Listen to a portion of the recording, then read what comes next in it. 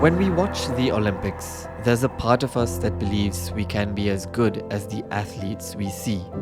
And we start imagining what it would be like to perform at the highest level. Realistically, that's not possible for most of us non-athletes. But watching the men's hockey bronze medal match at the Paris Olympics made me reminisce about my own hockey days. To understand why, let's start from the beginning. My name is Tejas, and this is where my story begins, in primary school. I started as the third fastest runner in my cohort. Academically, I once topped a science test which made my teachers, my parents, and me think I was destined for greatness. I wasn't. Around that time, I stopped swimming and began gaining weight. My overall performance in all aspects of life started declining. And I distinctly remember bringing a Happy Meal souvenir to a class presentation once because I forgot the actual assignment, which was to bring something memorable. Oh, and I got a crew cut and cried my heart out because I thought it made me look ugly. Secondary school was my least pleasant schooling experience. I had few friends, mostly from the nerd gang that no one socialized with. My physics teacher, who remains my favorite teacher to this day, called me his star student. That did wonders for my ego, but little for my confidence or grades. I was so frustrated at not getting certain subjects I wanted that I literally flung my sandals around the house. I also played a really cool sport that allowed me to harbor a literal weapon at home, but I used an unrelated ankle injury as an excuse to quit. Remember how I mentioned earlier that I started gaining weight? Yeah, this was my peak healthy state. One of the few positives from this time was that I was encouraged to do public speaking, since I was good with words. Though even that was marred when my voice cracked in front of the entire school. Fun puberty times. I sought validation from overseas pen pals I had never met and spent hours talking to them in secret. It wasn't so much of a secret anymore when the phone bill came up within a month. It was truly a weird and tough few early teenage years. But then came junior college, which was a complete 180 from my previous 4 years. Not in terms of studies, I still sucked at that, but everything else picked up. I found great friends, some of whom I still meet today. Somehow, I ended up joining the hockey squad, marking the fittest era of my life. Shin splints were no joke, but the hard yards showed their results. However, despite my efforts, I didn't make the playing team for the tournament. Admittedly, I wasn't a skilled hockey player. You know, I'm starting to notice a trend here. Maybe I'm just not good at sports. But another reason was my poor academic performance, which kept me off the team. And so, my short and unillustrious hockey career came to an end. For those new to my channel, you might not know that I've spent most of my life in Singapore, where every male aged 18 and above must serve the nation for 2 years. Before conscription begins, we undergo a rigorous health screening. Unbeknownst to me till then, I discovered that I had a low hemoglobin count, finally explaining why I was always below average at sports. I'd hoped to use those 2 years to rise through the ranks and maintain the fitness regime I had from my hockey days. But that wasn't meant to be.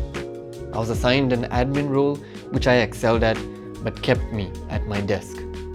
It wasn't until years later that I was also diagnosed with borderline asthma.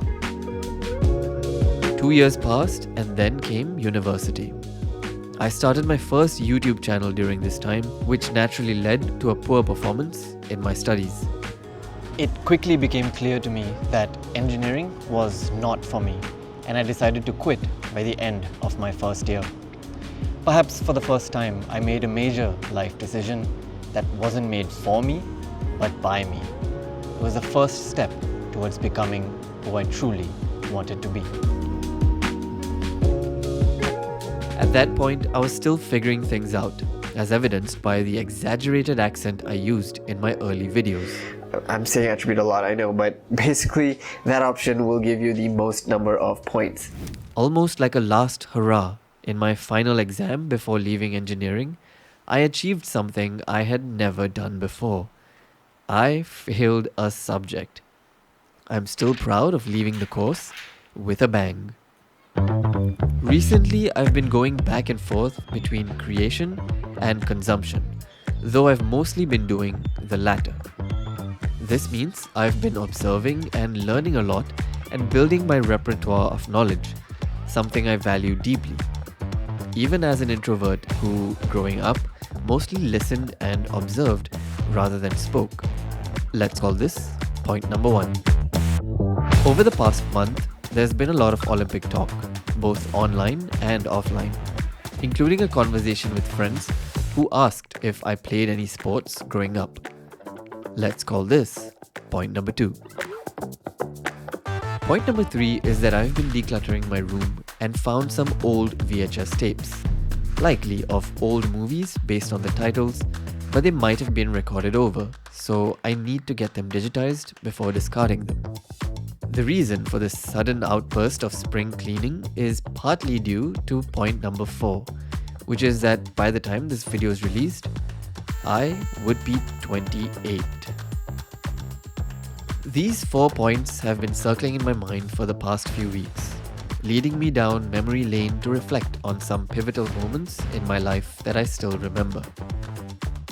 Although I'm still on the journey of finding myself since the past 6 years, I've started to appreciate the past while learning not to cling to it. To move on while valuing what has passed. Such as accepting that I may never be skilled at sports. Such as accepting that my beard, which is finally growing more than before, is still patchy at best. On July 28, 2024, I made a promise to myself that I have yet to break. It's something unprecedented for me because it's a disciplinary move I've never fulfilled on my own. It initially felt unrelated to those 4 points I just mentioned, but perhaps deep down it was all connected. Maybe I was finally ready to move on and make a change. I mentioned something earlier in the video that has stayed consistent over the years. And no, I'm not talking about my average academic scores. It's something I still carry to this day. And I think I'm finally ready to make a real effort to get rid of it. This isn't easy for me because I'm essentially outing myself publicly. But I think this is the final motivation I need to make a lifestyle change I've neglected for more than half my life. While I gained weight at a young age and have been able to hide it behind a relatively skinny physique, I still have stomach flab. It's something I've always been embarrassed about, which I know I probably shouldn't be, but it's not something I'm proud of either. I've always hidden it by sucking it in, covering it with my hands, or using a pillow. The promise I made on July 28th was to exercise every single day at least 15 minutes, no matter what. Now, nearly a month in, I've stuck to this promise and intend to keep it going for as long as possible. Realistically, there might be days when I have to skip, but right now I'm focused on building a rhythm so that even if I stray from daily workouts, I can always return to it.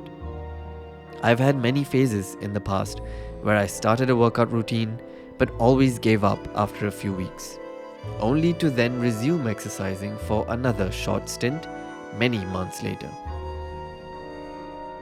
Now that I've shared one of my greatest vulnerabilities for the world to see, I'm hoping to finally overcome this. It may take me a few months or maybe a year, I don't know. Given my underlying health conditions, exercising is definitely harder for me than it is for most other people. But if the bronze medal hockey match reminded me of anything, it's that I was fit once, and I intend to get back to that level soon.